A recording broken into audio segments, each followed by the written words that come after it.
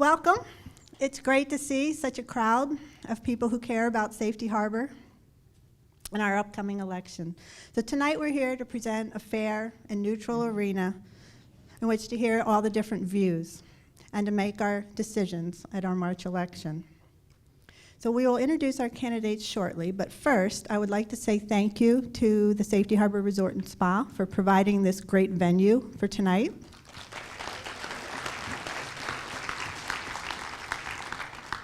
Thank you to the City of Safety Harbor, who is providing the videotaping, which I'm told will be available tomorrow on their website. And thank you to the League of Women Voters, who are our moderators tonight.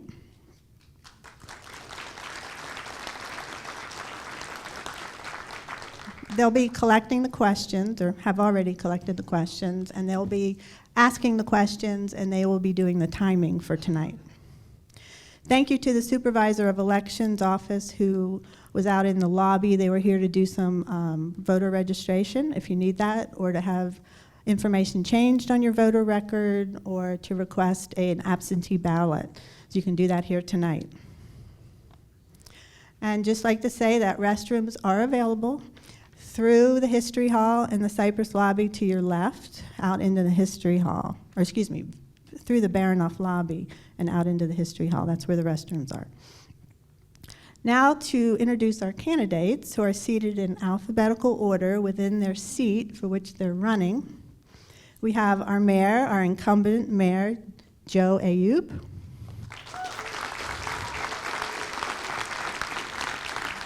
Candidate for mayor, Tanya Vidovic. Our incumbent in commission seat number 4, Carlos Diaz. Candidate for commission seat number 4, John Patrick Estock. And candidate for commission seat number 4, David Roth. And they're all running for a 3-year term. So we're all here because we care about our city and its future. And I ask that your comments and your points of view be communicated with respect and with kindness. And we're asking that the audience please silence any of your electronic devices. The candidates have also been asked to not have any electronic devices on, including Bluetooth earpieces, phones turned over, so that we're all on equal ground.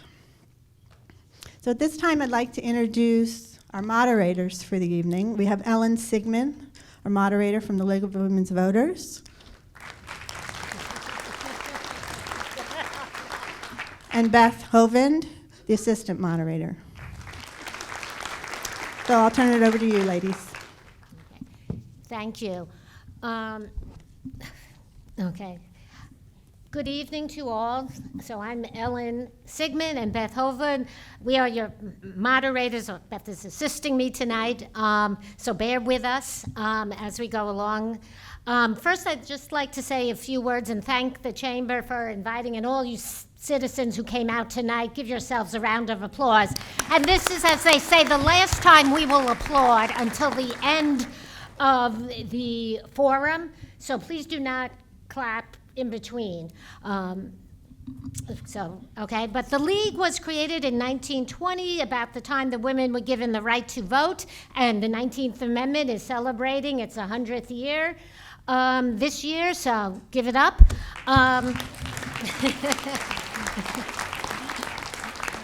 And since 1974, the League has been open to both men and women, so men, please join. The League strongly supports the electoral process and encourages voters to educate themselves prior to voting and encourage all others qualified to vote. As you know, they have an election coming up, which is March 17th, and the registration date is February 18th. So please make sure that if you haven't registered to vote or would update your registration, do that by February 18th, and also the last day to request a mail-in ballot is March 11th. The hallmark of our democracy is the willingness to treat all with courtesy and respect, not just those with whom we agree with. Tonight's candidate forum rules call to adhere to the terms of civil discourse between both the candidates and the public. It is in that spirit that we are here tonight so everyone can engage in the vital part of the democratic process, a civilized discourse of important issues confronting our community. So I'm just going to reiterate the rules. As we said, no cell phones, everyone turn it off or put it on silent mode so we don't get disturbed. We have been collecting questions from the audience, and what we're going to do is we have sorted them into piles, and they may be rewritten for clarity and for duplicates, so we may ask a multi-worded question. The League focuses on fairness and the foundation of nonpartisanship. We are doing this as a public service, and we do not endorse any candidate. We invite all candidates to participate. The rules for tonight is we're going to do a 2-minute opening statement, and we will do that first for the mayor's seat and then for the commissioner's seat. You will each have 2 minutes to answer a question. We will have timers that will say when it's a minute and when it's 30 seconds. Then we will have 2 minutes for closing statements. Opening statements will go in alpha order, and then closing statements in reverse order. Is there any other? I think we got it. So at this point, I'm going to say, Mayor Ayub, can you please start with an opening statement? All right, good evening, everybody. Thank you all for coming out. Thank you to the Chamber of Commerce. Thank you to the League of Women's Voters. My name is Joe Ayub. I'm the mayor of the city of Safety Harbor, and this election is about the future of the city, and there's no better window into what kind of job the mayoral candidates will do in the coming years than to look at our past experience and our records. As for me, I've served as a city commissioner in the city for 6 years. I've also served the city 4 years as the mayor. I'm also a CPA, which is a good skill to have since we need to balance a budget of nearly $70 million each year. I have a record of bringing this community together to accomplish some amazing things. One of the things I'm most proud about is the city's purchase of the Baranoff Oak property and the protection of the Baranoff Oak tree. We also made some award-winning improvements to the waterfront park. And speaking of sustainability, this city made a commitment to use 100% renewable energy by the year 2035, and we expanded and added more tree planting programs to the city. We also revitalized our downtown with several new quality restaurants. We made dozens of changes to our code to promote buildings and houses that fit in with our small town charm. And we put in place a new 35-foot, 3-story height limit to new buildings on and around Main Street. We expanded Folly Farm, we expanded the community center, and added a new state-of-the-art gym, and we did many new beautification projects. As for moving forward, I want to continue focusing on quality of life issues like we have. I want to continue doing more beautification projects. I want to expand the library. I want to continue to protect and plant more trees. I want to accelerate our street repaving program, work on walkability and bikeability improvements, address parking concerns, keep the budget balanced, keep your taxes low, and last but not least, I want to start movies in the park down at our beautiful waterfront park. Again, thank you all for coming out. Okay, let's, Ms. Vidovic.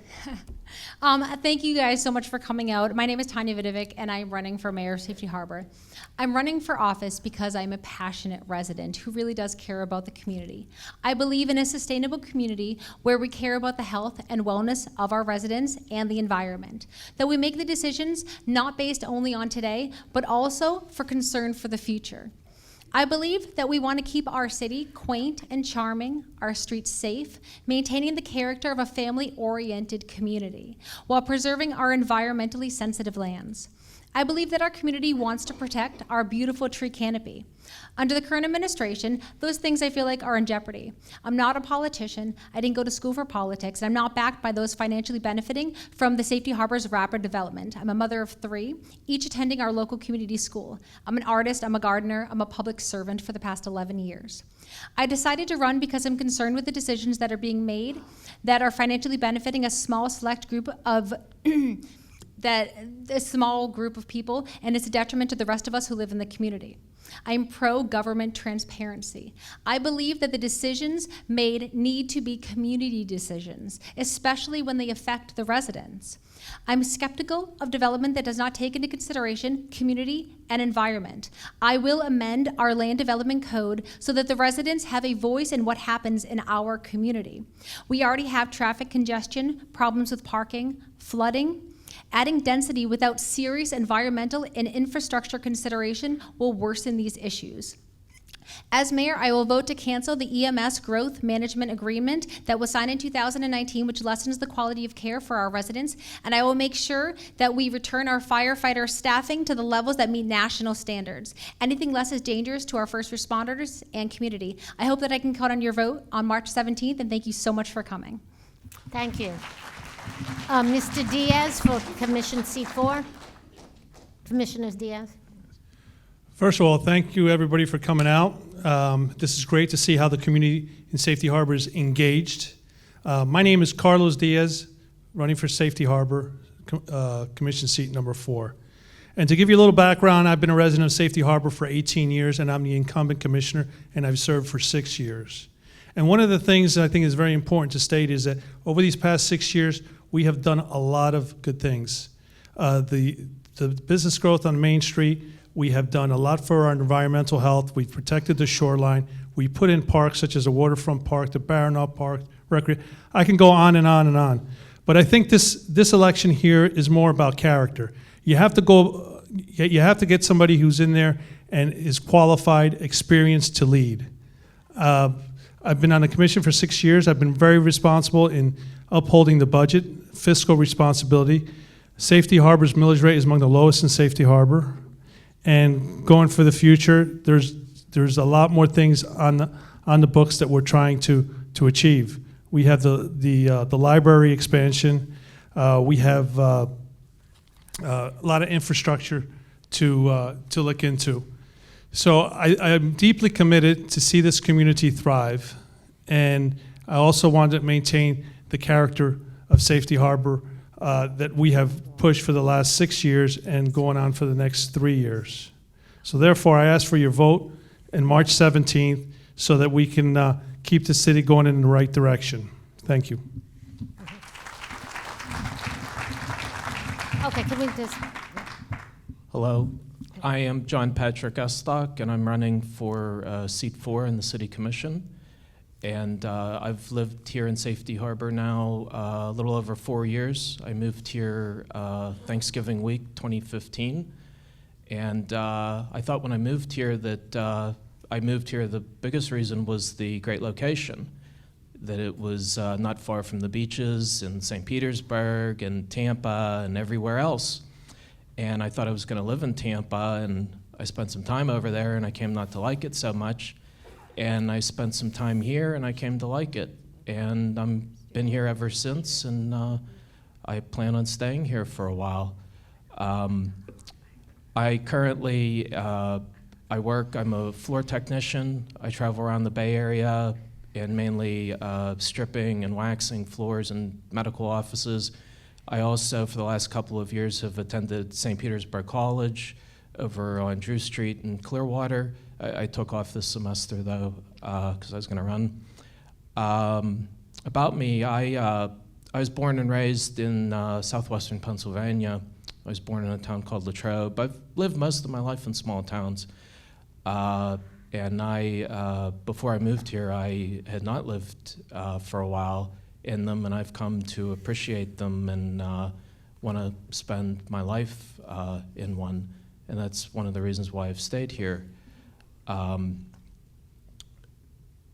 think one of the most important things about being a commissioner, I've gone to many meetings. I started going in 2016. I went to all the meetings in 16, 17, isn't so much about leading, it's about oversight, it's about saying no to power, saying no to the city staff. So I thank you and I ask for your vote. Thank you. Commissioner, Mr. Roth? Hopefully. Oh, yeah, Mr. Roth. Hi, I'm, It all says commissioner up there, so. I'm David Roth, and I'm running for Commission Seat 4. Since I'm the most unknown, I'll give you a little background. I was born in a small farm town in Michigan, and I've actively sought out and lived in small towns all my life. I am an IT consultant, a principal consultant for my company that does big data. And as that job, I travel to a lot of large cities and a lot of global 100 clients. Get enough stress there, right? That's why I like the small towns. That's why I've always sought them out and lived in them. I've seen small towns that have thrived and small towns that have not thrived. I've only been here a short time, a year and 7 months, but we've seen in that short period of time a lot of discord in this community. And this is part of the reason why I'm running. I think we need to drive a lot more towards unity in the community. I think we need a lot more transparency on what goes on in the commission decisions. I was part of the Sierra Club's push for the Ready for 100 that Joe alluded to. I want to make sure that they follow through on that and that they adhere to those commitments to get the environmental and monetary savings that we should get from the city for that. I'm an independent. I don't make my living here, right? I have no vested interest in real estate or any businesses, so I'm an impartial voter. I only want to represent the views of the residents. That's it. Thank you. Thank you. And I'm just going to remind everyone, I know in the opening statements we've all been clapping, but please refrain from clapping until the very end. You know, like Lester Holt sometimes says that or whatever when you're on Meet the Press or whoever. But I'm certainly not them. Okay, so we are going to start now with the questions. Mayor Ayub, we're going to start with you and go down the row, and then we'll do a rotating basis. But I think this is a good place to start. Name at least 2 things that you want to get done during your upcoming term and how you are going to go about achieving that. Okay, well, that's an easy one. You gave me a softball for the opening. I already mentioned several in my opening remarks. I think the library expansion is a very high priority. There's already plans in the works for doing that, but we need to make sure we follow through on everything that we're doing, make sure it gets executed properly. I think the library is something that the community really values, and it's a place for the community to come together, to learn, to have events together, and other things. The other thing that I want to do is start movies in the park, and as many of you may remember, Hallmark recently filmed a movie here in Safety Harbor, and this community was buzzing with joy about it. And the reason why Hallmark decided to film a movie here in Safety Harbor is because we are one of the most beautiful, small-town, quaint cities in the country. And they knew we would make a perfect city for a movie. And so when we had the premiere for Love in the Sun down at the Waterfront Park, we had a great turnout down there. And it was just a great thing to have the community come together down enjoying the new Waterfront Park with a lot of new improvements down there, with picturesque views down there, and coming together and just spending good quality community time, family time with everybody in the community. And I think that's just one of the easy things that we can do to add to the quality of life of the residents in the city. There's a whole host of other things I want to do, as I mentioned earlier, but I'll just say also want to continue protecting our tree canopy, and working on other quality of life issues. So thank you very much. Thank you. Ms. Vidovic? That's a great question. So there's two things that come to mind when we talk about things that we want to do in this upcoming, in the upcoming years. One of the things that I would do is I would amend the land development code to require that all new development have a traffic impact study, a community impact study, and an environmental impact study. And if it shows that it has a negative impact on anything that has to do with our community, then give the commissioners the ability to say no. Because if it has a negative impact on our community, we should be able to say, no, this doesn't fit us, because it is our community, and this is where we live. As residents, I feel like our voices are getting ignored when it comes to these large decisions. And as far as government transparency, it is important to me. We need, as a community, to be able to acknowledge and be aware of these plans when they are being made, so to make sure that our voices are heard. Another thing that I would absolutely do is, that I mentioned before, is I would get the minimum staffing from our fire trucks back to 4, because that is NFPA and American Heart Association. Those are the national standards, is a minimum of 4 personnel on the fire trucks. And right now we run at a 3-person crew. That is dangerous to the community. And I posted all the studies on my Facebook page, Tanya Vidovic, Mayor for Safety Harbor. You can check it out, because there's a lot of information on there. And like I said, I'm going to cancel the EMS growth management plan, because that says that we are not going to be going to calls of service for falls or sick people if they can get a BLS company there within 20 minutes. 20 minutes is too long to wait when it's an emergency. And if you call 911, it is an emergency, and we can get a fire truck there within 4 minutes and 35 seconds for our average response time. We need to, because I care about our community. Thank you. Mr. Diaz? Yeah, first of all, I think that the most important thing, as far as the commission and the city, is to maintain community engagement. Community engagement is the most important role that the city and the commissioners have, without a doubt. And what this means is that the city and the commissioners are here to serve the residents. That means quality services meaning great employees, which of course that leads to treat your employees well. For the last 6 years that I've served, we have given our employees raises, either a COLA or a merit increase. But that, to me, is the most important thing. Aside from the great city services, is the events that we all enjoy nowadays. We all congregate at Main Street. The city supports these events. We have the Waterfront Park, a great place to get together. The Baranoff Park also. Now we also have a new rec center.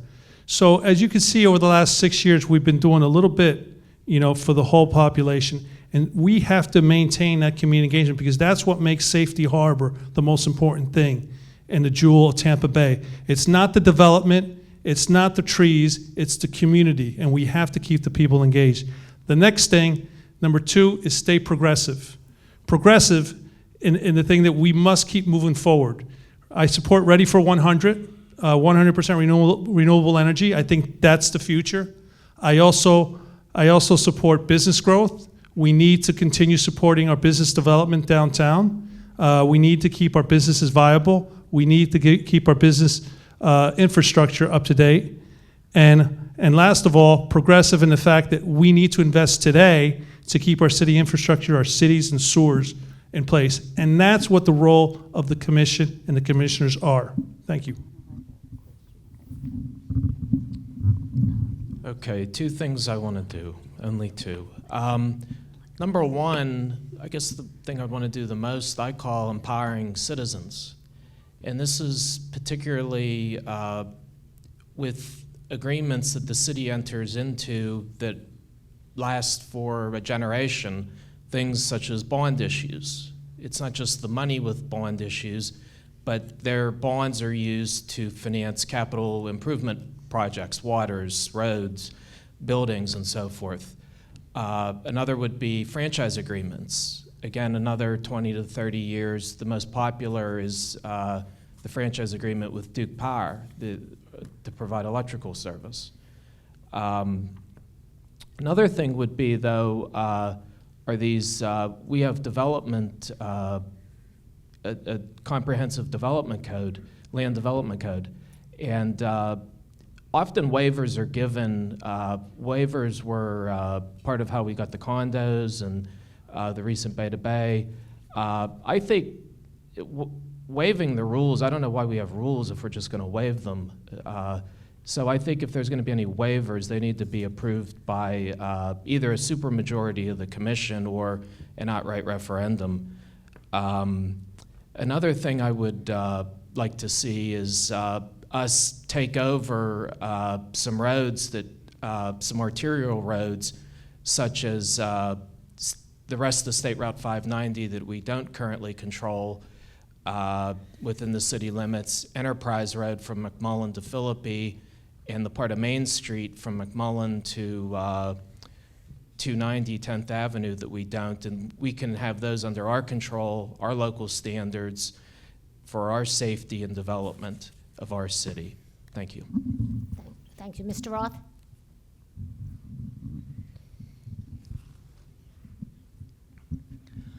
Transparency, that's the number one thing. There's a lot of decisions that are made and a lot of information that come through the city commission that I don't think the residents are aware of and have access to. For instance, if you go to the commission webpage, you'll see that it says, by the way, due to Florida's sunshine laws, any emails you send us are subject to records requests. So don't send them. Talk to us in person or call us up so that there's no record. That sounds to me like a smoky backroom dealing kind of way to do government that we shouldn't have in this day of age of high tech and data-driven analysis. We shouldn't have to scan through thousands and thousands of electronic pages of records to try and figure out who voted for what, when, and what the trends are. So that's one of the first goals, is to make that stuff available. The second goal would be to review the development plan and make some changes. When I talked to people at the doors and asked if they knew about the development plan, there was a lot of people that had no clue. And those that had heard of the plan didn't necessarily know what was in it, right? I think that a lot of people don't agree with the breadth of some of the zoning, and I think we need to revisit that and look at it, along with making sure that we get new ordinances in to attack the oncoming threat of short-term rentals, which if you haven't heard of, you're going to hear soon, right? There's a lot of people that want to change the nature of our community, and I want to work with the residents to stop that. Thank you. Okay, we'll go with our second question. We're talking now more about the downtown area, about revitalizing it. Ms. Vidovic, many residents of the Safety Harbor are aware of the revolving door when it comes to local businesses. What do you propose to help retain local businesses and to drive more traffic to Main Street and to downtown in particular? Absolutely. So that, again, is a really great question, and because I think that it is part of our responsibility, all of our responsibility, to support downtown more. Because when you go to, when I talk to my neighbors, a lot of them don't know that some of the businesses even exist. They don't know that there is, chiropractors and doctors and eyeglass shops. So I think that if we did a focus on a different business a week, work better with the chamber, but then also ask the businesses what they need to succeed. And then also not give I know that we gave $180,000 out of the CRA fund to develop the property on the corner of Main and 2nd. So that $86,000 could have been spread throughout downtown to all the different mom and pop shops that we want to support. So I want to support the local downtown as an entirety, making sure that we hear what they need, what they want, make sure that the local Safety Harbor government meets with the downtown business, and then make it easier to open up businesses. Because when I'm talking to certain businesses, Kilo Cavas has had a hard time even getting a sign up. Like, we can't make it that hard for businesses to succeed. I want to make it easy for businesses to succeed. That's one of the reasons why I started the Safety Harbor Art Walk. So for the Safety Harbor Art Walk, just in case anybody doesn't know, it's something that I started about about 2 years ago, where I hang up local artists inside of local businesses and we celebrate with guided tours around. And what that does is it gets our local residents into the local businesses. So hopefully, I mean, for me, that's a way of supporting the local businesses, celebrating the local artists, because we have a lot of artists here. If we make Safety Harbor an art hub, it will be a destination location. So we're known for our restaurants, and I think that we should be known for our artists too. So thank you. Thanks. Mr. Diaz? Yes, as far as developing business in downtown, the most important thing is that the business and the community need to be aligned, meaning that any kind of business that we attract to downtown must be based on demand. It's basically supply and demand. But so we must ensure, in order for business to succeed, or must look at that the business is needed in the community, and also that it fits the character of Safety Harbor. But most of all, second of all, in order to revitalize or vitalize or keep the growth in downtown, infrastructure is one of the most important things. And when I talk about infrastructure, I'm not talking about bigger roads, bridges, or anything like that. I'm talking about the buildings right now that house the current businesses that we have. Some of the buildings that we have are outdated. And when you have a sophisticated business owner with a sophisticated business model, and to ask him to move into a building which is subpar, right, he's not going to do it. So what you're going to attract is unsophisticated business owners, which are more susceptible to fail. It's basically it's one affects the other. The second thing as far as downtown is that the parking. Okay, I could see that in the near future that we're going to have to do something about the parking, and that's something that I want to go ahead and implement with the next commission, in trying to set up some organization for better parking, being more practical, putting some areas to the side, perhaps even do some city quasi-private valet parking for downtown. And the last thing is making it easy for businesses to develop downtown, making sure that the city and the staff have open lines of communication with businesses. Thank you. Okay, Mr. Estock? Thank you. Well, the first thing I'll tell you is what I won't do, and that's parking meters. The second thing, another thing I won't do is waive parking requirements, which is sometimes done for a permit. We need to prevent the overdevelopment. If we continue on the path we've been on for the last few years, downtown is not going to be very convenient or cozy. And that's one of the things living here that I remember about growing up in the small towns that I did, is they were convenient and they were cozy. And I see that changing. It's already begun, quite frankly. We're going to be having a charter review coming up in a couple of years now. I think maybe as part of the charter review, maybe we ought to have a permit or a regulatory review every 10 years or so, and that these regulations, such Tanya mentioned with the signs, I've been in commission meetings where literally they spend more than an hour literally going over what I would call the font size of signs on buildings on Main Street. It's very, it's just the way it is now. The other thing I don't remember if I mentioned this, it's just the overdevelopment, and that taking away, turning it into more like a big city rather than a small town. Thank you. Thank you. Mr. Roth? This is a tough question. I wish I had a great answer for it, because I'd probably be rich. A lot of small towns have problems with defining who they are, right? Obviously, I know the answer is not to get chain stores downtown, right? No one wants that. people talk about parking being an issue, but no one can agree where we should put parking to solve. It's also seasonal. So these are hard questions. And I'm not a community planner. I don't have some grand scheme.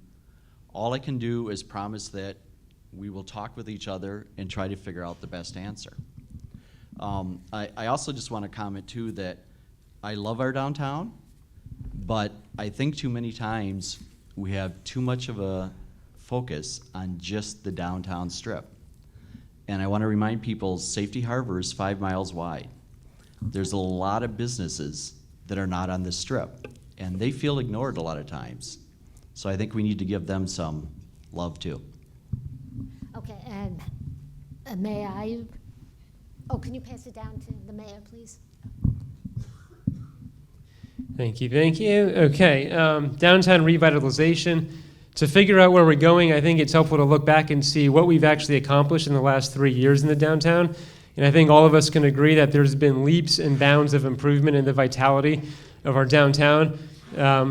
We have the new Beta Bay building, or I call it the Key West style building in downtown, with 3 new quality restaurants. We have other new restaurants coming in. Cafe Vino Tino is in the process of moving into that black and white 2-story building that's been vacant for 15 some odd years. So we've come a long way, but moving forward, we need to continue attracting new businesses to the downtown. We need to continue promoting our downtown. We need to continue working closely with the chamber. We need to continue bringing quality events to the city to bring people to the downtown. But I do want to address something my opponent said about she called $180,000 grant to the Beta Bay building. Maybe it's her lack of experience that's causing her to only look at half of the equation. But there's another whole side of that equation where what we got for, I actually think it was $160,000. And let me just tell you what we got. That building could have been a big shoebox style building with no retail or no restaurants. That's what it was zoned for, and that's what it could have been maximized out to be. Instead, we got additional parking. The value of the parking alone far exceeds the $180,000. We got additional protections for the trees on that property. Is something that was not required by the builder that they put in. We got, as I said, we got 3 new restaurants. We got greater setbacks, so the building is further back from the streets than was required to be. Any other builder would have built as far to the setbacks as they were allowed to. They did not do that. We got enhanced architectural features on the building, which it's actually now one of the most photographed buildings in the city. So we got a lot in return, and whenever you make a comment like that, you got to look at both sides of the equation. Thank you. Thank you. Mr. Diaz, now we're going to go to growth. What is your vision for the city for sustainable growth? What changes or what regulations are needed to achieve that growth without overstressing the environment? Are there people concerned about protecting the canopies, old growth of the canopies, recycling? I also see concerns about the parks. So how do you envision the future of Safety Harbor? That's a long question. I know. Okay. Just in general, your ideas about sustainable growth versus with the environmental concerns. Okay, yeah, sustainable growth. I think there has to be a balance between, first of all, growth and the community and the environment and stuff like that, without a doubt. I think we need to pay special mind to our natural environment because that's one of the characters of Safety Harbor. The canopies, the shorelines, the parks, and all that kind of stuff. At the same time, we still have to keep walking forward and growing business because if we're standing still, we're going to be falling behind. And one must understand that our growth there's a direct correlation between maintaining businesses and property values and keeping a good tax base in order to support a lot of the natural environment. Recycling, let's go to recycling. Recycling has been an issue the last couple of months. Recycling by far is the #1 priority. Number 2 is to bring stuff over to the landfill and have it burned. But recycling should be the number one priority, and we should still keep trying to focus on recycling. But there are major issues involved with that.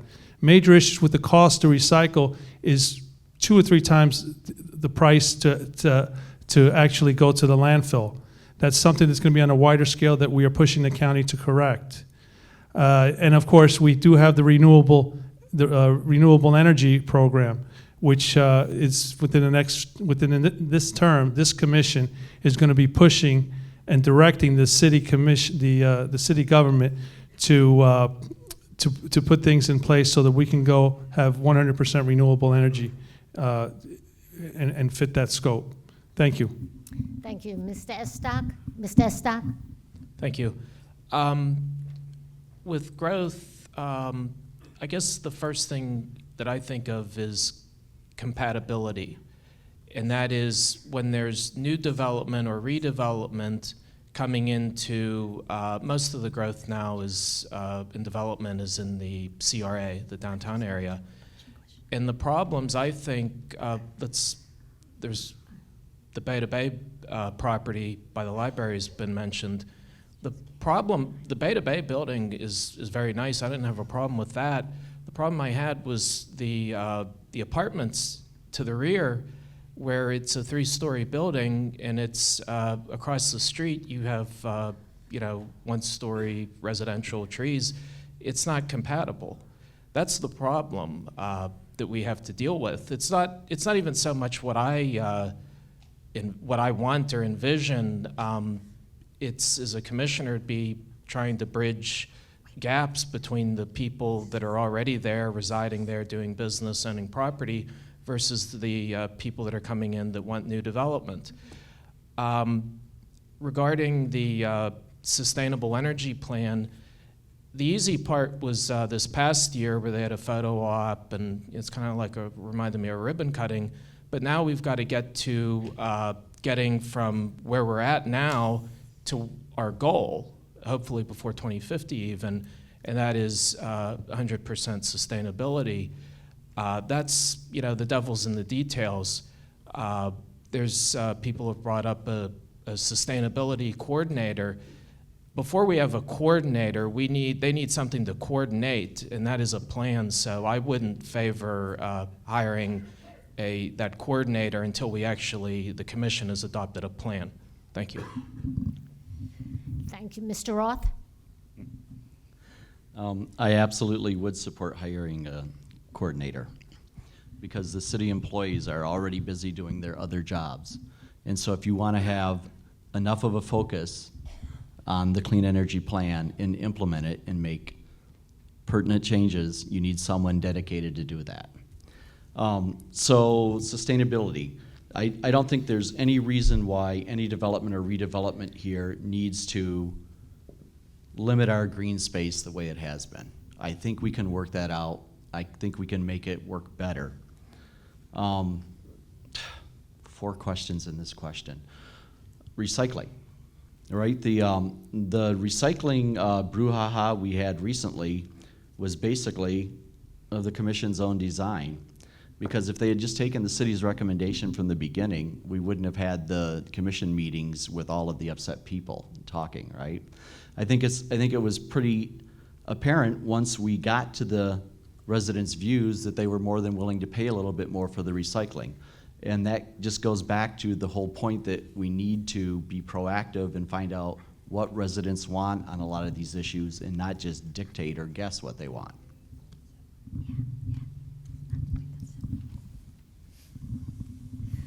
Oh, sorry. Mayor Ayub? Okay, thank you very much. So questions regarding sustainability and growth versus environmental concerns. So we've already done a lot in this area. We've purchased the property for the Baranoff Park, adding more green space to our downtown. We've made improvements to our waterfront park. A lot of those are environmental friendly. Case in point, the natural shoreline. It could have been a seawall, but we went with the natural shoreline. And we've expanded our tree planting program. So moving forward, I want to continue to build on this success. I want to expand our tree planting programs and continue to do that. Speaking of trees, though, we all need to gather around and contact our state legislators and ask them to repeal the law that strips away our ability to regulate trees in our own city. So that's an issue that needs to be addressed, and we can cooperate and work with our state legislators to hopefully get that done. I will say that, contrary to what my opponent said, all development that comes before the City Commission already goes through an impact study. So whether it be for looking at traffic, trees, or infrastructure, it goes through an intensive study, it goes through a technical review committee, and everything is already thoroughly evaluated. With regards to our 100% renewable energy program, we're working on a plan right now, actually. So our city manager has been having meetings with other county officials, and we're coming up with a plan, and at the same time, we can do two things at once. We're looking at figuring out if it's best to hire a sustainability coordinator or contract one out. We've already made dozens of changes to the code to promote sustainable growth and small town charm incentives. We're going to continue to do so and look for ways to make sure that new development fits in with the character of our downtown and in the historical districts. So I think we've done a lot, and we're going to continue to focus on this. Thank you. Thank you. Ms. Vidovic? Thank you. That's a lot of questions in one. So let me, I'll do one by one. So sustainability. When we talk about sustainable growth, there's a middle ground. There's stagnation where we're not taking care of the properties that we have, and then there's growth to the point where we can't support it. We added 5% population this year in Safety Harbor, and right now we don't have the infrastructure to actually support that growth. And I'm sure everybody sees that with the increase in traffic and the problems with parking. Some people would mention that their water pressure has gone down since we've added all these people here. So when we're talking about sustainable development, we need to take this into account because we don't want to raise our taxes. And that this past year, the commission did raise their taxes from a 3.86 millage to a 3.95 millage. So that's up for debate. Well, okay. So do I get my time that Yes. they're interrupting me? Yes. Oh, please, let's not interrupt. Let's give her a few seconds more. Thank you, Mayor. So when we talk about sustainability, we need to take into account absolutely infrastructure, like Carlos Diaz said, that we have to update the infrastructure if we're going to add that much development. When we talk about trees, since 2016, we have cut down over 800 trees that required a permit. When we're talking about sustainability on a coastal community, we need to talk about developing in the flood zones. We should not be developing flood zones or in flood zones, because what that does is that increases the insurance rates for everybody. So when we talk about renewable energy, I was one of the ones who spoke up for the Ready for 100 plan. So Ready for 100 is a way of getting everyone from the local government all the way down to our residents the ability to have solar energy. So I'm 100% a proponent for having solar energy and renewable energy in the community. Thank you. Thank you. And I'd like to remind the audience and the candidates to please, while a candidate is talking, giving her answer, let's not have any comments. Okay, well, going on to the next question. Mr. Estock, we'll begin with you about housing. Affordable housing seems to be lacking in this town. What will you do or have done to alleviate the growing problem, especially with the gentrification? Many cities across the country also see with development, and then others get evicted, and there is no affordable housing. So do you have plans, or what are your thoughts on affordable housing for Safety Harbor? It is an issue, believe me. I'm a renter. I know all about it, and I'd very much like to own a home here. And it's not just here, it's all over Florida and the whole country. As far as plans that I have, I honestly really don't have any plans. I could tell you, though, what I'm looking for. You know, one of the things about the commission, it's not so much that, like, the way the state or the federal Congress works, where we submit bills. A lot of it is stuff that goes before them, and they kind of massage or take out, you know, that the staff presents to them. So, but there was a proposal in this last term over on the north end of downtown, I guess, that really didn't go anywhere. The local opposition. That's one thing I would try to spend my time on. If I'm open to the idea, I just how to achieve it.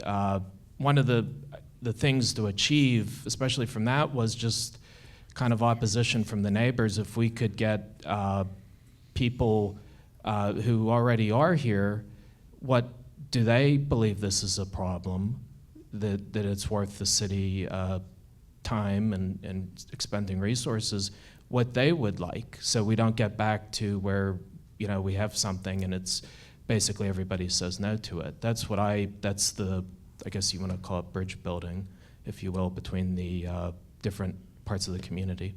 Thank you. Thank you. Mr. Roth? Yeah, I agree it's a issue. I don't think that anyone who's lived here for a long time should lose their home just because they're getting older, right? And I'm not sure what the answers are. Obviously, you know, the city in conjunction with the county and potentially other agencies need to look at it. We know that it's a county-wide issue, at least.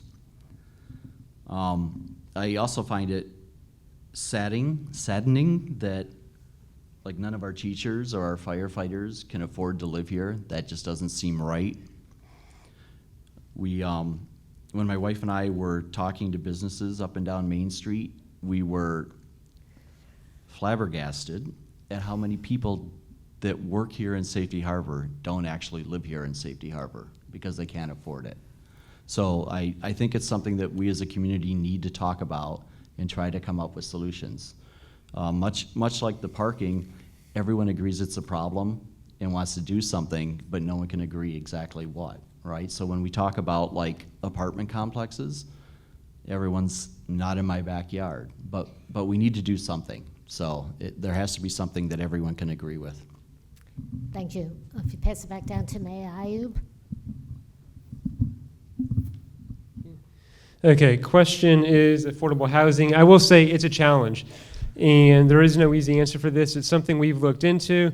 We actually had an opportunity to do an affordable housing project down near Elm Street about a year or 2 years ago.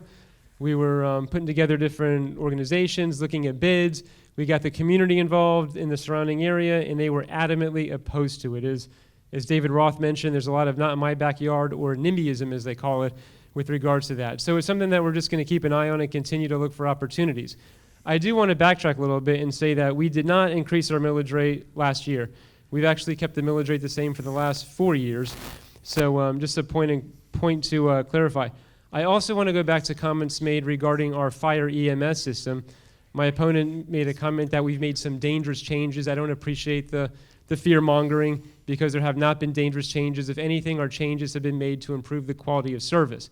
So when she's saying that she's going to repeal this agreement, she is going against the wisdom of all 5 sitting commissioners, including myself, the city manager, our very highly respected, qualified, and experienced fire chief, and many officials in the whole countywide EMS system.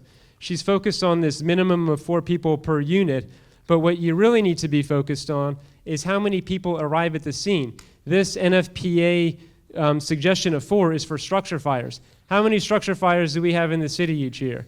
Exactly, not many. The real thing is how many people do we get to the scene, not how many people are on the ride to get there. And based on those standards, we either meet or exceed the requirements. And when we switched over to this, our response times our response times have decreased or improved, and our level of service has improved. So maybe it's just a lack of experience where she says she wants to repeal something that's really benefiting our community and residents, but that's something I'll keep in place. Thank you very much.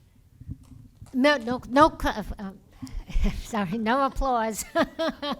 When we Ms. talk Vidovic. experience, I do have 11 years as a firefighter and paramedic, so I do have a lot of experience in this field. And sometimes when you do, when people call 911 and they say they're sick, I can tell you that it's twice recently where it was a cardiac issue. And in an emergency, seconds matter, minutes matter. And if our response time is 11 minutes and 47 seconds for an ALS ambulance and over that for a BLS company, why wouldn't we send our ALS truck or engine company there to our residents. This is why we pay our taxes. So, and I will go over a little more statistics, but I do want to talk about the actual question. I was just responding to his. So when we talk about low-income housing, absolutely, it is an issue. And that is one of the things that I hear a ton talking to all the members of the community. So making sure that we have all the different housing options is, that is vital. So when that property on Main and Second was supposed to be affordable, that was what it was sold for, was affordable housing. 2-bedroom apartment for $2,300 a month is not affordable. And you're absolutely right when you mentioned that the city residents, or the city of Safety Harbor employees can't afford to live here. Well, we have over 20 positions in the city of Safety Harbor that pays less than $15 an hour. So of course they're not able to live in our community when the rent for a 2-bedroom apartment is $2,300. So we need to make sure that we're paying our employees well. And $12, I think when I worked for the city, I made $11.24 an hour for a part-time leisure service position that I did because I enjoyed it. That is not enough to actually live in the city of Safety Harbor if that is your main means of financial support. So 100% we need to work on affordable housing. Thank you. Thank you. Mr. Diaz? Yeah, I'd like to lead into the employee salary study that she just talked about. Well, we did an employee rates study 2 years ago, which we went about and evaluated every single employee, and we changed the pay structure, and we put them according to what is competitive amongst cities within Pinellas County and within industries. And of course, it did take a little bit of a jump on the budget, but we went ahead and did that. Aside from that, we did merit and COLA increases also. Talking about low-income housing, this is a tough question because the problem is that there's no available land really to do it. I mean, you could talk about the Firmenich property, which is a property on 590 in McMullen, but we've already been down that road already. 6 years ago, the residents were up in arms when that property was going to be converted into apartments. We did look at the Elm Street property 2 years ago to do something. That's city property right now, and we were actually going to donate the property for development. Of course, the numbers came back, and the numbers were astronomical for a house, which I didn't think it was affordable. And regardless, the local neighbors did not want any kind of what they call affordable housing. The only thing you could really do is possibly, is look at the again, go back to downtown, businesses on the top, businesses on the bottom and apartments on top in downtown, and perhaps increase the supply of apartments or, low-cost condominiums and stuff like that. But it's the residents' pressure and, that they don't want it not in my backyard, like Mr. Roth said. Thank you. Thank you. And this is just a reminder to please answer the questions directly and stay on topic. We appreciate that. Okay, next question, Mr. Roth, about budgets. A lot of decisions are decided on the budget or the revenues regarding the city. And what is your knowledge regarding budgets, and have you managed budgets, and how would you handle questions relating to the revenue impact in the city? So basically, financial questions. Yeah, financial. Okay. I can't tell you how many projects I've been a part of that have multi-million-dollar budgets. And the clients I work for, of course, have billion-dollar budgets. So I'm well-versed in financials, right? I also understand accounting. I've had companies myself where I've had to do it, and I've worked with other people doing it. So I have no problem understanding large ticket items and discussing it. Okay, thank you. If you pass it back to Mayor Ayu. Budgets, okay. As I mentioned earlier, I am a certified public accountant, so I have a very good background with regards to planning and budgets. I've been a public auditor in the past, but my recent career, I have been the CFO of a very fast-growing technology company. I currently serve as the director of treasury for this company. I started the company when it was 4 or 5 people. Now it's over 600 people doing well over $1 billion a year. I've put together many budgets for the company, and I've been a city commissioner and mayor for 10 years, so I've done 10 budgets for the city. The last several budgets that we've done for the city have all been balanced, and we have kept our millage rate the same the last 3 years as I've been the mayor. We haven't raised the millage rate. So with that said, I think I got a very good background. I've been proven in this area, and I know exactly what I'm doing. I do want to, since I've said everything I need to say in the budget, I do want to circle back around to the EMS and mention that my opponent was talking about our BLS units. The city doesn't have any BLS units. That's what they have in Tampa. We have a different system here in Safety Harbor. It's actually a county-wide system. So when you look at the city system, you got to look at it at a county-wide perspective and how the whole county responds to each incident. The important thing is that the current system, it's working right now. And I should mention that after my opponent went on talking about how we're making dangerous changes to the system, our city manager sent her an email to clarify exactly what was incorrect about what she was saying and offered to meet with her. She declined the meeting, and she's still saying incorrect information about the system. So what we have is working. It's been improving. Our response times have been improving, and our level of service has been going up.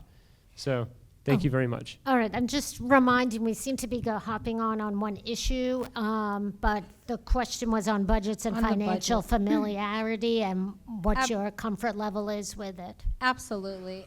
But I do understand that Ms. BLS and Vidovic. ALS units are private ambulances. We don't have any ambulances in Safety Harbor. So 100%, I do know the difference, and that, well, I quoted both of those. So when we're talking about the budget, I want to say that the 2018-2019 budget was $76 million, and the estimated revenue for 2020 is $68 million.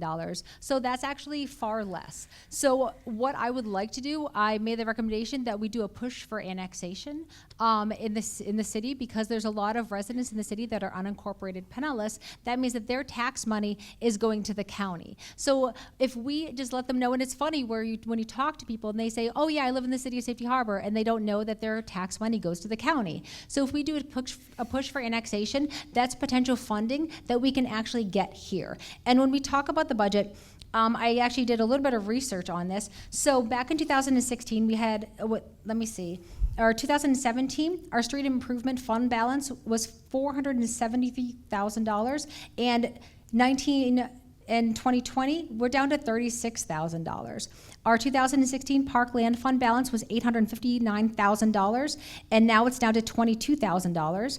Our 2016 community redevelopment agency fund was $447,000. It's down to $34,000. So we are spending our funds. These are reserves in case of emergencies, and we're putting it out there to update infrastructure for all this development. So 100%, we need to work on our budget and make sure that we do have a clear, concise plan for what we're doing with our funding. Thank you. Thank you, Mr. Diaz. Yeah, the first thing is, before I go about the budget, is those aren't reserves. Those are specifically funds for specific things, and they're there to get spent. The reserves is something different. Anyway, just focusing on my accounting background. Okay, so I'm Bachelor of Science in Accounting. I'm a CPA. I'm inactive. I passed the CPA on the first try. I don't know how he did. So I worked in public accounting with that didn't go so well, but I also went into private accounting. Actually, accounting, it was not. I didn't like accounting. Nothing. But I did do it quite a bit. I started a business, and through my accounting, I get involved in business development, and it's my base knowledge, and I always go back to accounting as to how I deal with things, and through that. I've done a lot of business development. I developed a refrigerated cargo business, which I know it's going to be spent, but so it was a big business. It came up to about $350 million, and then We got out of that business. I've also served on tutoring small businesses, Latin businesses. I've done some charity work for the Hispanic Businesses Initiative Fund, which is now called Prospera, on helping small businesses all around the Tampa Bay area. And currently, we developed another business in the maritime industry where I serve as director, CFO, everything, handling auditors and stuff like that. So balancing nickels and dimes and everything like that is right up my alley, and I'm a strong proponent for a balanced budget, and I'm always asking a lot of difficult questions when the budget comes around. Thank you. Thank you, Mr. Estock. Thank you. Okay, let's talk taxes. First thing, one of the big goals I would like in my term would be at the end that the streetlight fee is abolished. I don't like all this kind of nickel and diming. I don't like it with airlines. I don't like it with, I'd like to see us rely more on taxes rather than impact fees, and not impact fees, but these kind of fees that are charged every month on the utility bills. Tanya mentioned annexation. I support that. That makes sense. I don't think there's all that much money, though. It can help. Our reserve policy, we have a lot of idle money. I have a problem. We're getting close to about the record. If things go the way they're supposed to this year, we're going to have a reserve of $8.2 million, and that I believe is 56% of our spending from the previous year. Keep in mind, 10 years ago, we had what I hope is the worst recession in my lifetime, and we only drew that down, not even $2 million. That general fund minimum reserve. And I just can't, I can't agree with having all that money sit there idle and it's not being spent. I'm not talking about the emergency stabilization. I'm talking about the general fund, the so-called rainy day fund. I would not have voted to raise taxes. Commissioner Diaz did, I believe he did when he took office in 2014. There was a small cut that he voted for in 16. He wanted, with the mayor, to raise it in 17, but the votes weren't there. And then this past budget year, he wanted to raise it. And I wouldn't have supported any of those. We don't need it. And I also would have supported and did support the Homestead Exemption Amendment 1. He opposed it. Thank you. Back to the mayor. Right. Yes. Yeah, yes, mayor. Okay. This is, I guess, leading into a follow-up question that I have here. According to the County Property Advisor's data, since 2016, Safety Harbor's total taxable property valuation has increased by $233.9 million, or 20%. The millage rate has stayed the same since 2016, resulting in a substantially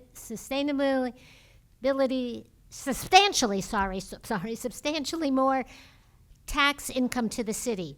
Will you support a millage rate deduction to return some of the city's financial success to taxpayers? Thank you for the question. Just for clarification, I also passed the CPA my first time, so thank you for that. So you mentioned that taxable values have gone up, which they have, which is in part due to a great economy, which also means our home values are going up, which is good for all of us. The answer is I don't know if I would decrease taxes. At the same time, property values are going up. So are other things. So is healthcare insurance, so is payroll, so is salaries. So is outside services that the city contracts for. So is the water that we contract out from the county. So we're recycling that we contract out. So, yeah, values are going up, but so are our expenses. So we got to look at it every year and make sure that we are doing what's prudent for the city. Of course, I'd like to promise everyone, oh yeah, we're going to just cut taxes. Yeah, if we have the opportunity and I think it's the right thing to do and it's fiscally responsible, I'm going to look to cut our taxes. But when you look at our budget, one person was saying, oh, this fund is decreasing and this fund is decreasing. And then John was saying how the reserves are increasing. So what do we believe? Well, it's called governmental accounting. And you got to look at the full picture And when you look at the full picture, we have very healthy reserves across all our funds, across the entire city. We are in excellent shape. I don't know if Cliff Merz is here in attendance, but he's a hawk when it comes to making sure we have a good rainy day balance in our reserves. And I believe we should also have a good rainy day balance in our reserves. It wasn't that long ago when I was on the commission when we experienced a very big recession. And all of our costs were going up, and we had to dip into reserves for that rainy day. So I think it's prudent to keep some money aside for a rainy day. I think it's also prudent to keep an eye on our spending, and whenever we can, we will lower our taxes and keep our taxes low. And I should mention we have one of the most competitive tax rates in the county and the state. So we're doing very good. Thank you. Thank you, Ms. Vidovic. Thank you. So absolutely, when we look at the budget, we should take into account the reserves and how much money actually we need to run the city just in case of a disaster, just in case something happens. And as a coastal community, this may be impacting us a lot more soon. But then also, when we talk about the reserves, we have to talk about Bishop Creek. There's a potential for a large amount of money that the city is going to have to pay, because when we directed a lot of storm water to a natural creek in people's backyards, and it caused a lot of damage to a lot of houses, and the city can't do damage to houses and then not fix it. So they cut out a bunch of trees in the back of the property after directing the storm water there, and then dredged out the back of over 38 houses. So this is a problem, and it's going to cost a lot of money for the city to now fix. And it is 100% our responsibility as a government who caused a problem to fix. You can't just leave those homeowners out to dust because they caused this problem. So 100%, we would have to look at how much that would cost, and then also look at the future, because we do want to have a strong reserve just in case something does happen, and with flooding, it may. So it's something that we should definitely look at and consider. Thank you. Thank you, Mr. Diaz. Yeah, anyway, I'm going to deal with the reserves just to try and point out really quick. So we do have in our general fund reserves of about over $8 million. And of those of over $8 million, about 35% of it is kind of earmarked for what you call emergencies. So if you do the math, it's about $3 million. So and then there's another 17% that's a stabilization fund. So in essence, we are $3 million, as far as usable reserves, without going into the other, they're not funds, but they're reserves for emergency action. And the question was whether we should return some of the money back, through a millage rate decrease. Over the past 4 or 5 years, yes, we've been doing a lot better. Our tax base has been going up. We've had a lot of business growth. Our property values have increased. The millage rate has maintained itself stable. I, for one, am a person which I'm a practical person. I am not going to pass a deficit budget. So the first year that, it was in 2014, we did have an increase in the millage rate, but basically to balance the budget. We have to be responsible people, and we cannot run the government at a deficit. And those are the kind of tough decisions that as a commissioner you need to do, and you have to stand up for. You can't just say, well, we're going to keep everything as it is. But as far as giving back money to the residents or lowering the millage rate, if things keep going the way they are and we keep increasing reserves, but obviously, right now we're in a bubble, and the worst thing is when things go down, when the economy goes down or property values go down, right? Then the taxable revenues also go down.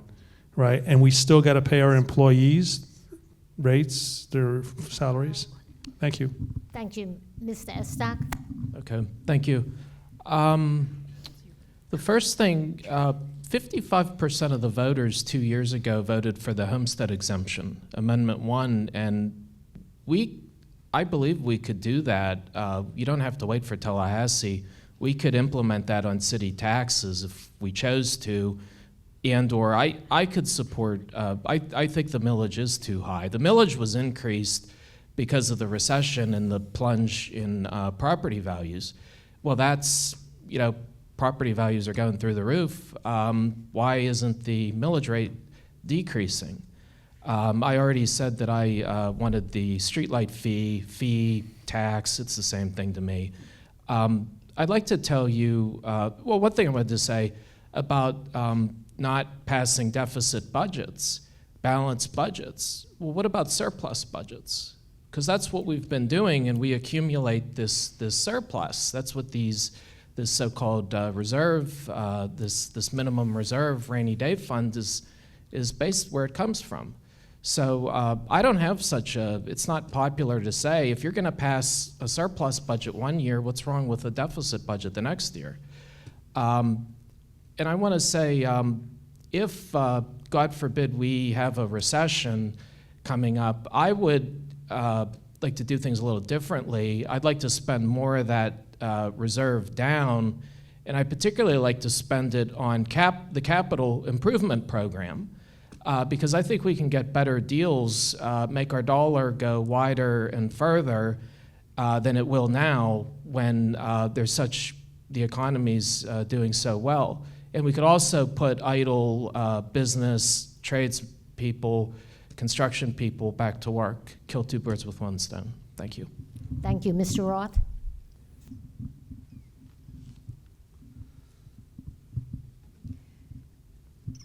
So I'm a facts-based, data-driven guy, being an IT geek, right? And you've only given me half of the facts, a 20% increase.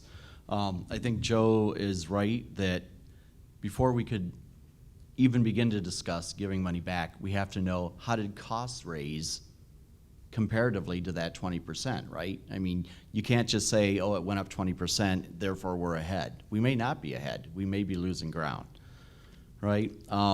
Property taxes are variable. I would be hesitant to say we have a big amount right now, we absolutely have to give it back. I'm looking at the 8 million versus the 70 million a year budget, and I'm like, that's not even the 20% that they recommend that a household keep on hand for emergencies. So I don't necessarily see it as a huge amount as a percentage of the actual budget, right? Thank you. Okay. Ms. Vidovic, there are concerns about the infrastructure, like water, sewage, electrical grid, parking, traffic, et cetera, as it relates to new development. Can you speak to your knowledge, awareness, and how do you address these concerns and best manage the concerns? That's a great question. So absolutely, when it comes to developing our downtown Safety Harbor, right now, like I said, it is a development at any cost. A lot of people a very few amount of people are making a lot of money off of this. And unfortunately, the parking is a problem, and the traffic is a problem, and that's only going to get worse. Because if you add density to our downtown, we don't have the roads to support it. I mean, anybody who leaves at rush hour, you're sitting in traffic for a long time. And voting to widen the roads isn't a solution, because there's houses right up against it. And nobody wants to live in that sort of community anyways. Like, that's why we live in Safety Harbors, because we like the slow, safe streets. We like the quaint downtown. So I think that we need to focus on making our community that we have flourish and better, not adding to lots more people and to our little community. So, and it does impact our entire infrastructure. You add density, you have to update all of the infrastructure that supports that increase in density. So I think that we need to support the community that we have here and not necessarily focus on adding thousands of more people downtown, because we really can't support it.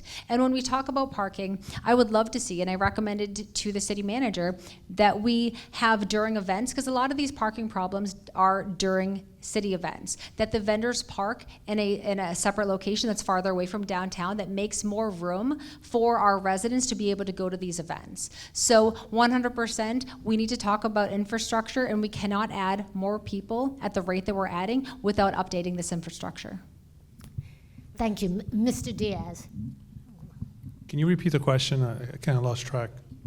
Infrastructure, the concerns about infrastructure in the city. Oh, no, she took it away from me. concerns on the demands of infrastructure like water, sewage, electrical grid, parking, traffic, etc., as it relates to new development. Can you speak to your knowledge and awareness and concerns regarding the stresses on infrastructure versus the demands of development? Yeah, definitely. 4 years ago, 4 or 5 years ago, we, the commission, provisioned extra funds to improve the infrastructure. There wasn't enough funds in our capital improvement projects. So in those instances where we're running reserves, surplus reserves or something like that, surplus reserves happens most of the time by accident, just like deficits. But, you try to balance the budget, but at the end of the day, like a business, not like a business, but you had actually made more money or your costs were less and stuff like that. Hence, you have a surplus or a deficit.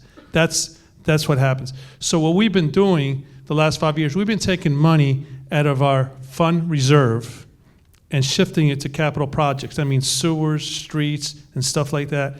Probably in the tune of 1.5. I think that money runs out here in the following year, and then we're going to have to take another look at it and see how many more projects were short funded. So for that fact, we have to maintain and keep investing. As far as growth, the downtown, the parking is probably on the eve of maybe having to be adjusted.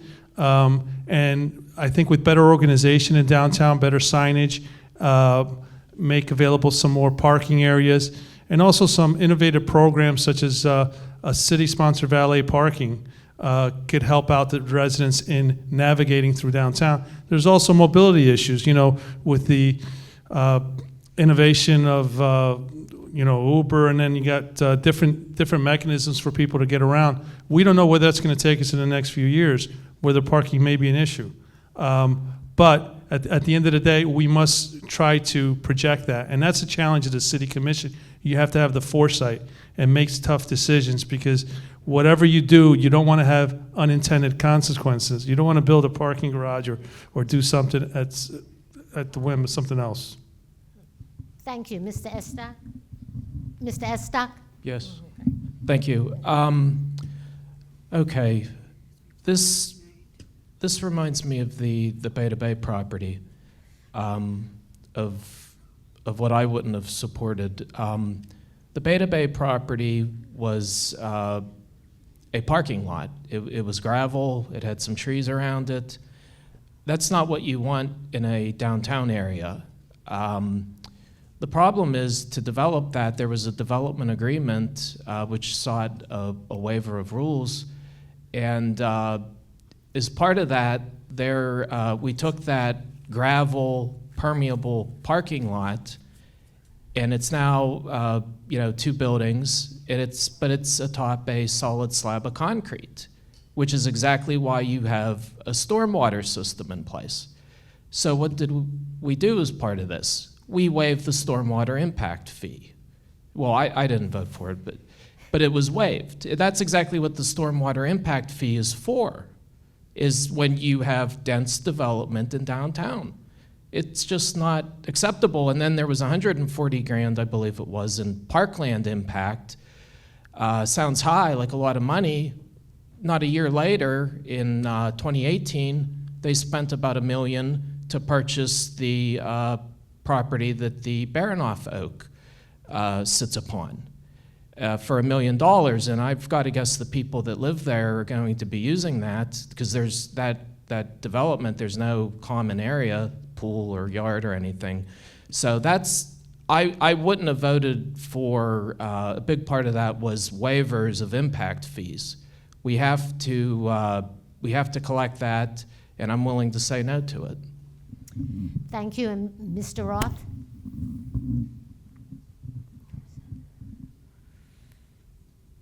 So I think it's twofold, right? You have to do some sort of projection on what you expect the infrastructure impacts to be and make sure that you're covering that. But then there's also the one time this is happening now. And at that point, I think we need to make sure that as part of any of those development plans, they fully take into account the impact they're having on the current infrastructure. We had already talked about parking, right? How no one knows what the solution is. I'm not sure, maybe parking on the roofs of the buildings downtown? You know, once again, we need to come together as a community and talk that out and figure out what the solution is. Thank you. Oh, can you pass it to, may I?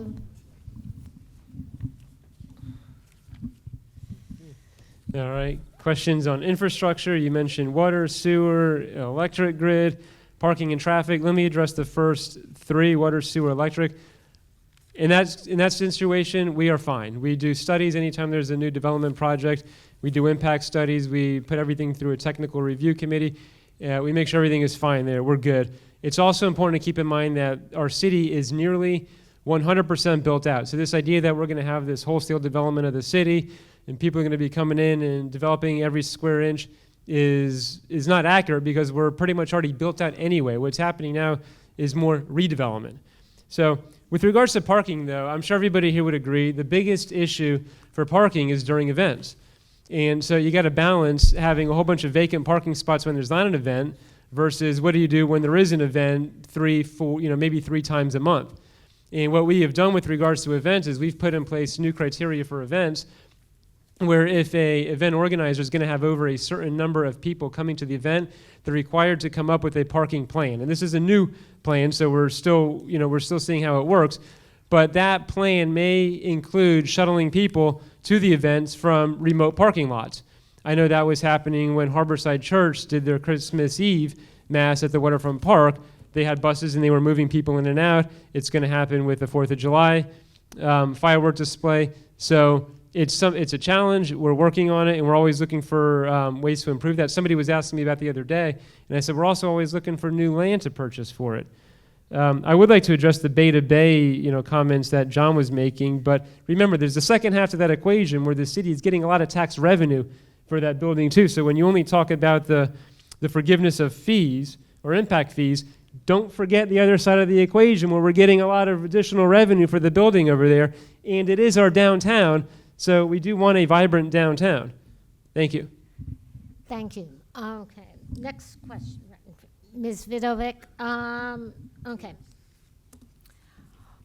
What are your plans to combat the divisiveness in Safety Harbor and to get people to work together?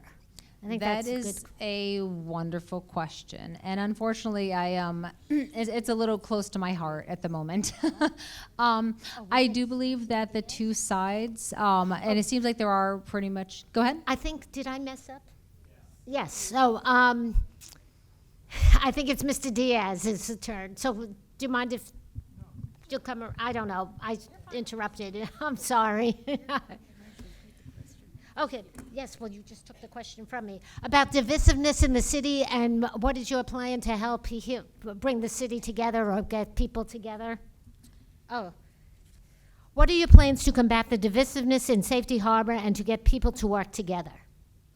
Okay, so as far as the divisiveness in Safety Harbor, it's as a commissioner, right, and for the last 6 years, right, I think I've approached everything with honesty, respect, integrity, and I've been very transparent, right, straight approach to everybody. I mean, when I say something, I speak from the heart on everything.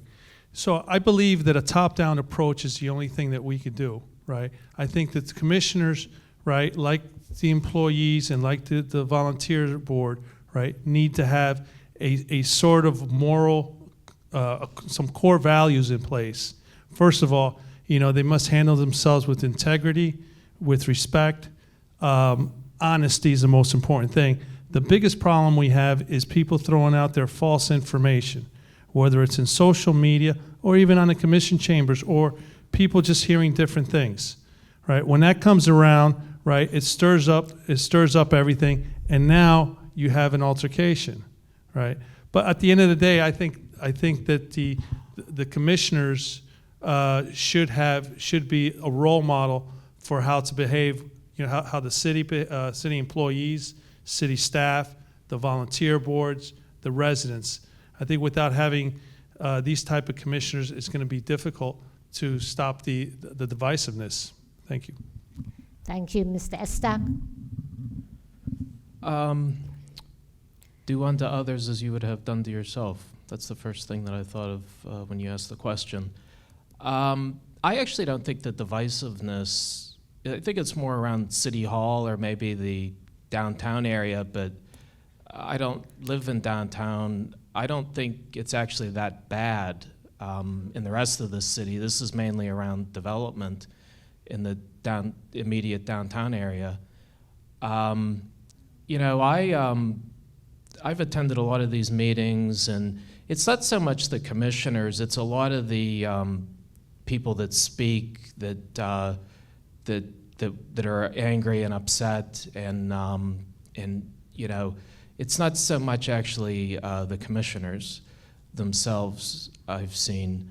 Divisiveness is something that's not me. And I've gone to these meetings, and you've never really, for all these years, you've never really heard of me at all. And that's because really you only get heard about it if you're divisive, if there's some kind of controversy or crap like that. That's why I'm just the guy. I go to the meetings, I speak occasionally. I speak when others don't speak about issues I care about. And I ask questions. It's not so much about me, though. But that's do unto others as you would have done to yourself, and hold others, our other residents, to that. Thank you, Mr. Roth. I didn't like junior high the first time around, and I'm not going back. So I deal with facts, right?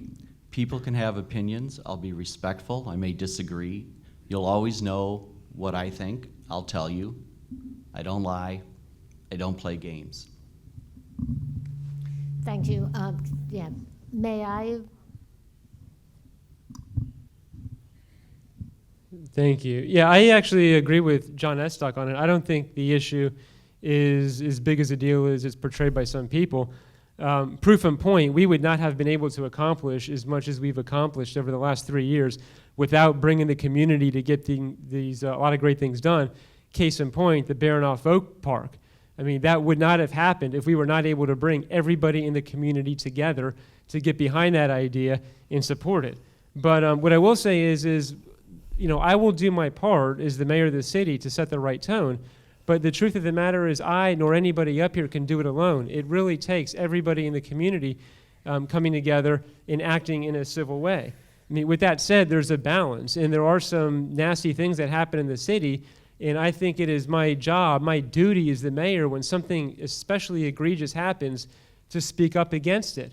And, you know, some people will say, oh, you're just contributing to it. But if you don't speak out against it, the people that are starting something feel like they have carte blanche and will keep doing it and feel more empowered and start, like, you know, I think Carlos Diaz said there's a lot of false information out there, and they'll perpetuate a lot of false information.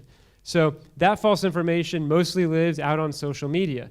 So to that I say, what people really need to do is, if you have an issue, get out from your house, get out from your keyboard and your monitor, get involved in the community, join an organization, join Rotary, join Kiwanis, get involved with Paint Your Heart Out, because your neighbors are really good people, and everybody in this community wants what's best for the community. But sitting at home and just typing away stuff into cyberspace, trying to drum up drama, is not good for anybody. So my message is, get out, get involved, get to know your neighbor. We're all nice people, and we all want what's best for the city. Thank you. Thank you. And finally, Ms. Vidodick. No, please refrain from clapping. Please, Ms. Vidodick. Absolutely. So thank you. Now, when we say that the current administration wants to lead correctly, then they shouldn't participate actively in the bullying and anonymous websites. So, and we do need a leader.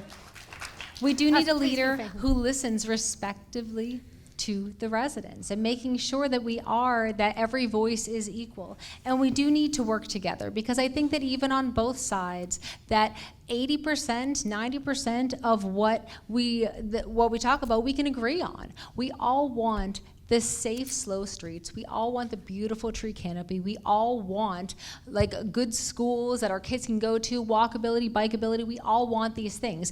And unfortunately, in the details of it, we sometimes act rash. And I think that we need to be able to have a civil conversation and talk about actual facts and policies where we can get a lot accomplished. And I do want to go back to one previous question. When we talk about our lots are 95% developed, and 100%, Safety Harbor is 95% developed. And when we talk about redevelopment, the problem is when we do redevelop, a lot of the times it includes reducing setbacks on the property. And what that does is that's less permeable surface on where rainwater can actually soak into, and that leads to more flooding. So I definitely want to make sure that that is addressed. So even though we are 95% developed out, there's still options to when we talk about infrastructure and sustainability, we need to make sure that we take that in consideration. So thank you. Okay, thank you. And we're going to do one last question before we do closing statements, but let's stick to the question. Mr. Estak, let's start with you. Since this is basically a job interview, and usually in job interviews they ask you, where do you see yourself in 5 years from now? So where do you see Safety Harbor being in 10 years? And how do you think it'll get there, and what can you do to help it get there? Okay. Well, first, a job interview. I'll tell you right now, if I'm elected, I will serve my term unequivocally. I will not run for any other office. So you'll have me for 3 years, so beware of that. 10 years out, I don't see, what I would like is really basically what we have, but just not so much that it's growth, but that it's maintained and that it's improved. There's I'll tell you one thing I don't want to see, and that is there's a plan to stick a 4-lane tollway in the median of McMullen Booth Road. It would start at the Bayside Bridge, it'd go to Boot Ranch, up to 54 and Pasco, and over to 75. That's something I don't want. And I would like to be a part of stopping that. But other than that, I'd like to see our waterfront park. I'd like to see our park designed in a way so that it accommodates events that take place there, but that also we don't have to just close the whole park down. That people can, you can have the event, but you can still access the boardwalk and the pier and the marina and the restrooms and so forth. So that's enough for me. I think that's enough change. Thank you. Mr. Roth? I think it'd be fabulous if we saw less empty stores, right? More vibrant, maybe painted wonderful colors. Plenty of green space still left, right? Keeping the character of our nice town, along with the tree canopies. I think some sidewalks in some of the other neighborhoods where people's kids walk in streets now would be nice. So I basically see a vibrant, functional, small town that has maintained its charm. Thank you. May I?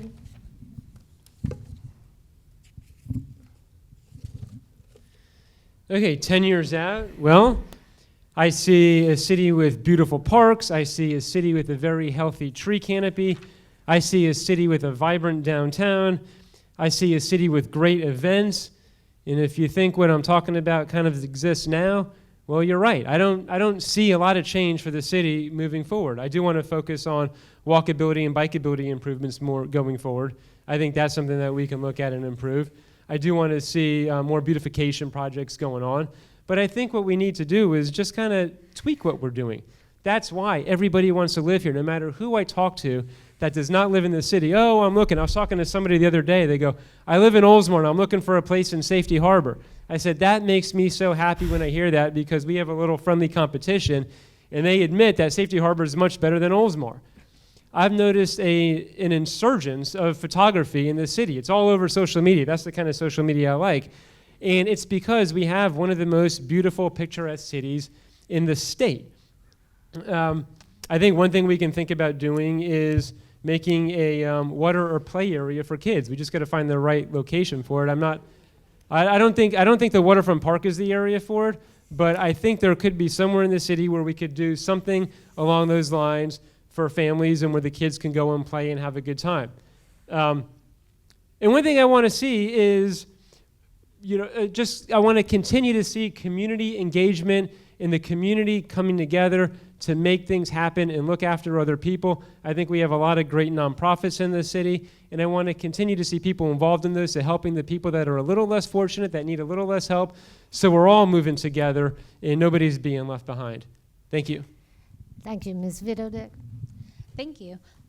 So absolutely. So we live in a small, quaint town, and I think that the majority of us wants it to stay that way. So I imagine a community where families live, where we are watching our children grow, where it's walkable and bikeable in all of the different neighborhoods, because I don't know if, for those of you who don't have kids, if you live within, or if you do not live within 2 miles of the school, outside of the 2 mile schools, you get a bus service. Inside of the 2 miles of the schools, you do not. So making sure that we have sidewalks and a safe way for those kids to get to school is important. Obviously, if you're gonna have families living in the area. I wanna make sure that we are focusing on the arts. I think that, like I said before, we have a huge artist community and we need to focus on them, because I do think that Safety Harbor could be the center of Tampa Bay as far as the arts goes. I want to make sure that our large tree canopy grows, because I don't want to be cutting down. I want to make sure that we have, that all the development, that we work around the trees. And that's a part of sustainable development, is encouraging and having incentives for local businesses to work around the trees. And I definitely want to make sure that the downtown is vibrant and flourishing, where our residents go daily, not only just for events, but for our everyday needs. And make sure that the beautification projects are in underserved communities, because a lot of the times they do focus on downtown and in only certain areas, but 100%, like, every one of our residents deserves the same opportunity as every other one. And then also making sure that there's a large population that has golf carts. So making sure that we have a little bit of golf cart parking, and making sure that the golf carts can get from the north side of town down to downtown as well. So, thank you. Thank you, and Mr. Diaz? Yeah, I think the first thing that I would like to see is if I was to leave today, then somehow be on some trip and come back 10 years from now, I would love to see that Safety Harbor has the same character and the same events and the community involved like they are today. That would be the number one thing. I think for the next 10 years, I think this Ready for 100 is important. Push for that. And hopefully by that time, maybe we'll be 80-90% of the way there. I would like to see the Firmenich property, the property on 590, developed, possibly with a medical arts building, quasi, so we could have some kind of education combined with some restaurants and retail. Also, and I mentioned it the other day, which was, of course, didn't go well with the city commission. I'd also like to start looking at a new city hall. I think our city hall is outdated, and I don't think it's efficient or effective enough. And I think that a new city hall can actually maximize the square footage that we need. And another thing that we've done is we just purchased a property over there by the Public Works building. And one of the things is to upgrade the Public Works department and also sell off some of the property over in the industrial area and give it to private owners in order to encourage more businesses to come in. And the last thing is that, like I mentioned before, is the downtown. There needs to be more storefronts or buildings upgraded into just newer type structures to attract better business owners. It would be nice to have a grocery store downtown or a hardware store, so that people can do their shopping there. Thank you. Thank you. If you could pass it to Mr. Roth, and we're going to do closing statements, and I'm going to ask the audience and everyone to allow each candidate to have their closing statements without interruption and without clapping. And then at the end, I'm going to thank everyone, and you can clap at that point, if that'll be acceptable. Okay, Mr. Roth? I think that means that you think I'm going to knock it out of the park and you had to tamp down the enthusiasm. So, I've never run for office before, right? I'm doing this because friends and neighbors said we believe that there's problems here and we think that you have a skill set that can help solve it. So I just want to stress once again, right, I'm independent, I don't have any skin in any of the games here. I'm not a game player. I want good things. I want a vibrant city. I want us to invest in clean energy for the city and for residents. I just want to help make it a better place to live and make sure that it continues to be a better place to live. Okay, thank you. Mr. Esta? Okay, thank you. Before I close, I want to pick up on something Commissioner Diaz said. I am not in favor of a new city hall. Unless somebody can prove to me that City Hall, the one that we have now, that it sits above a sinkhole or landmines from the war or some other such thing, I think City Hall, it needs maintained, it needs money, but it's basically in good shape, and that'll just cost a fortune. And if it did, that should be something that's voted upon. It should be a part of our charter, the relocation of City Hall, given what took place in Clearwater a couple years ago. First of all, I'd like to thank those of you that chose to come out here tonight for coming out, taking the time, and those of you that are watching this online, wherever. And I'd like to thank the League and the Chamber for hosting this and the SPA. This is the first time I've ever run for anything. And I'm a little different. I'm another white guy, but if I was a commissioner, I'd be the youngest. I would be the one that lives the furthest from City Hall, and I would also be the only registered. I'm not a registered Democrat or a registered Republican, so I'm a little bit different. I ran for this. I don't control whether I win or lose. I've run a campaign. I don't have a lot of money or anything, but I am proud. I've run a campaign that that's respectful of you. It's not been buzzwords and talking points, and it's just been me talking to people, and I've met a lot of good people, and I've heard a lot of good stories, especially the people who have lived here forever. Thank you. Mr. Diaz, sir. Yes, thank you. Thanks for everybody for being out here. I look forward to serving you for the next 3 years. I think that you can see from this forum that I am the most experienced. I'm, like I said before, I'm an 18-year resident. So, and basically, and 6 years in the commission, which actually that doesn't validate me to get your vote. But I think that over the last 6 years, I've represented the actual residents. Like myself, like I've stated before, I'm not a developer, so I'm not on the take. These allegations that have sometimes come up in the commission meetings, right? I do all my business outside. I do international logistics. I'm a business person. I work hard. I've got a family, right? Just like a lot of you all that go to work, right? That come back and forth, and I like to enjoy myself. My family likes to enjoy myself. I like to be able to come to a city and enjoy the events. I like to go ride my bike down Bay Shore, enjoy the parks and stuff like that. And I like to laugh and play, just like everybody else. It's the quality of life, and the thing is that the commission here is the most responsible for each resident's quality of life. And that's what we have to focus at. So you have to see is whether your quality of life is good in Safety Harbor. Maybe it's not perfect, but is it good? And has it gotten better the last 6 years or so? And we do have plans to keep going for the next 3 years to keep improving and making it even better. And going forward on plans and stuff like that, you have to be forward thinking as to what you want to do as far as infrastructure. Whether the city hall, well, that's one way you can spend down your reserves, But anyway, so there's a lot of different ways to look at things. And the one thing I want to remind everybody is that you're voting for a commissioner and mayor, and there's a whole commission that runs the government, not just one or two. Thank you. Ms. Vidovic? Thank you. I'm not a politician. I'm a mother, I'm a first responder, I'm a gardener, I'm an artist. I'm not taking special interest money. 40% of my campaign contributions do not come from real estate and developers. I want to represent the residents of this community.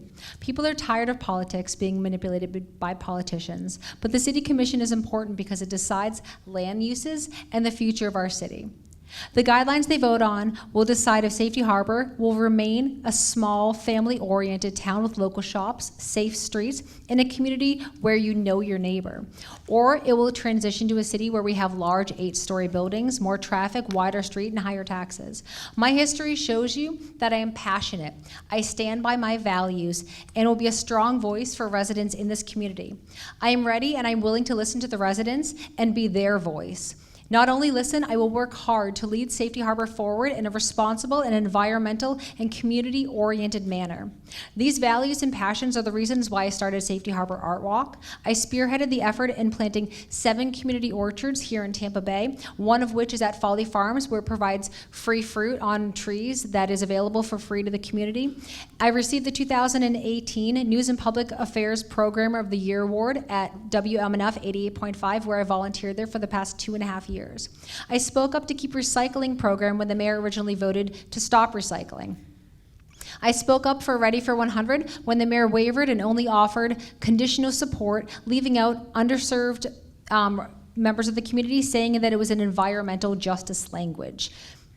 When the commission was reviewing terms on how builders can get an extra 5 feet height for building design, I was the one who recommended that we add an option for preserving protected trees, and that idea was adopted. I spoke out against spraying of a known carcinogen in our parks and playgrounds.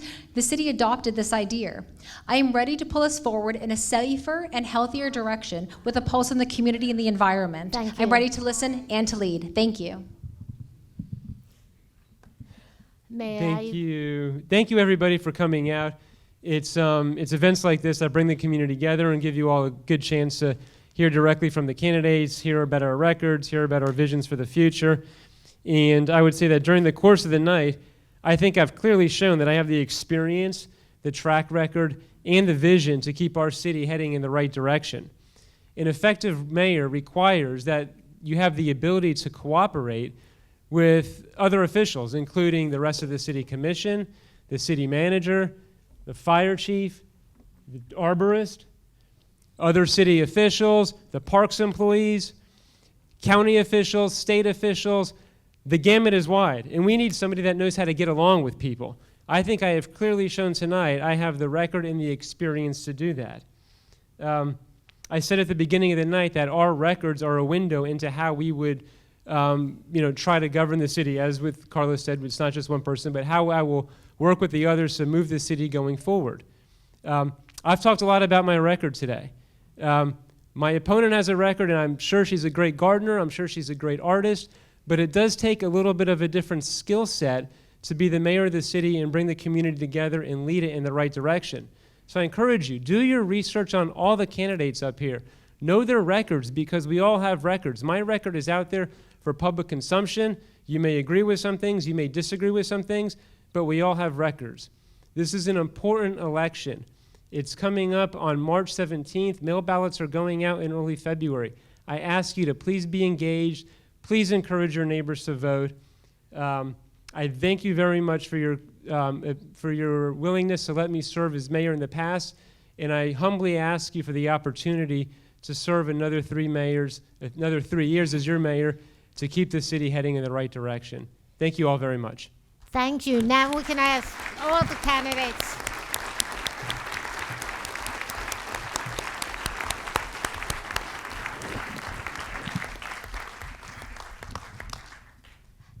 Can I just want to thank all the candidates for participating. We'd like to to thank the Chamber for inviting us and Ms. Spa for hosting here. I'd also like to thank my fellow league members who are sitting at the table and wandering about. We do this as volunteers for good citizenship, and most important, I'd like to thank you, the citizens of Safety Harbor, for coming out and asking the questions and being concerned about your city, your town. Thank you.